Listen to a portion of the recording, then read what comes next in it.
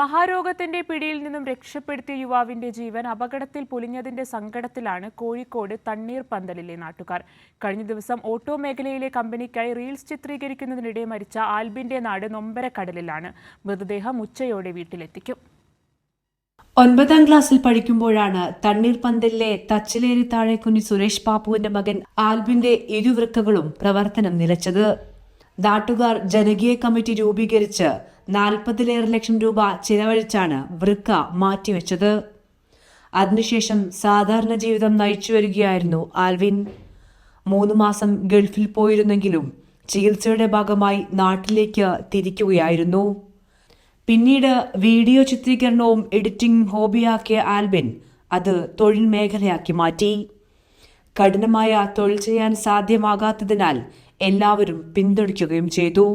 കോഴിക്കോട്ടെ വാഹന മേഖലയിലെ സ്ഥാപനത്തിനു വേണ്ടി പ്രമോഷൻ വീഡിയോ ചിത്രീകരിക്കുന്നതിനിടെയായിരുന്നു അപകടം.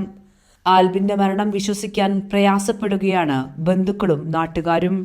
നേരത്തെ വലിയൊരു സ്ട്രഗിളിൽ നിന്ന് തിരിച്ചു വന്നിട്ടുള്ളതാണ്. അതൊരു ഇതുമായിട്ട് ബന്ധപ്പെട്ടൊരു രോഗം ഉണ്ടായിരുന്നു. അതിൽ നിന്ന് തിരിച്ച് അതിജീവിച്ച് വന്നിട്ടുള്ള ഒരാളാണ്.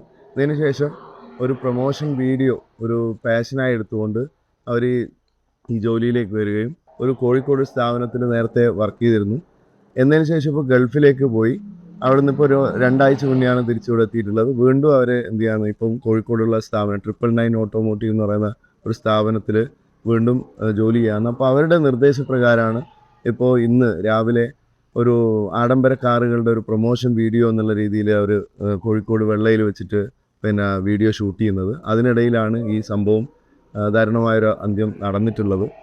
മൃതദേഹത്തിന്റെ ഇൻക്വസ്റ്റ് നടപടികൾ പൂർത്തിയാക്കി കഴിഞ്ഞിട്ടുണ്ട്.